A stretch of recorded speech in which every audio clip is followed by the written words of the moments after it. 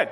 So that's the actual physical book. And this was kind of a side project that I had been doing for the last 5.5 years of building my last company. And I think one of the reasons why I did it is when you're building startups, you're always thinking, you're living out your little movie.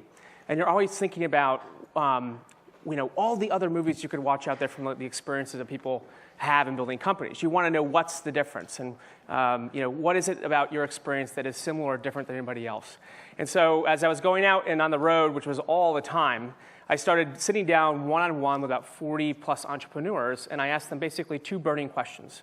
One is, what's the prism by which you view the world that helped you select the key idea that became, in many cases, a billion-dollar outcome to you or your company? And number two was, what do you do in the first 5 years not to die?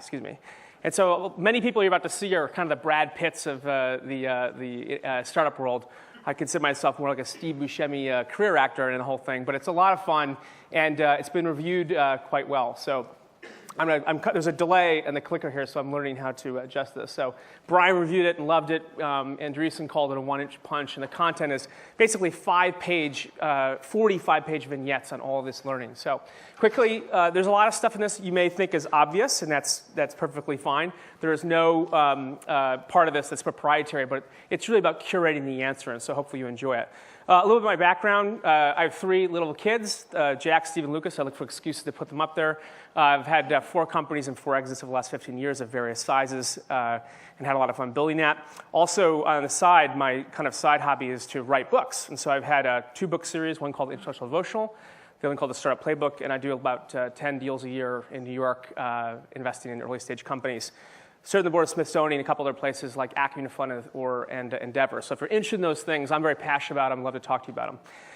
At Clickable, in my last 2 startups, we had a thing called the Playbook, which was basically a 20-page PowerPoint, very simply stated on the way we built things. Our purpose, work and beliefs, how we operated, called a Thrive model, as well as what does leadership mean, and culture, and how do we build product and run meetings and guides. And as you know, building companies is stupidly hard. And so as you start, everyone thinks funding is fantastic, and you grow. We've raised a ton of money in the past. You go through these great upward spirals as you start building, but then you go through long periods where you actually have to build the company.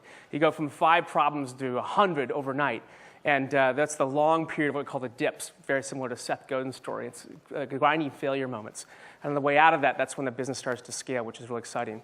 It was during this period that the last 5 years I shared is when I went out and said, what is the difference? And I started having these conversations with the founders of LinkedIn and iRobot and Causes, and from Elon Musk to Reid Hoffman of Pure Fuel, all the way to Sarah Blakely, the founder of Spanx, and the second self-made billionaire woman, Tony Hsieh, Robin Chase at Zipcar, and others.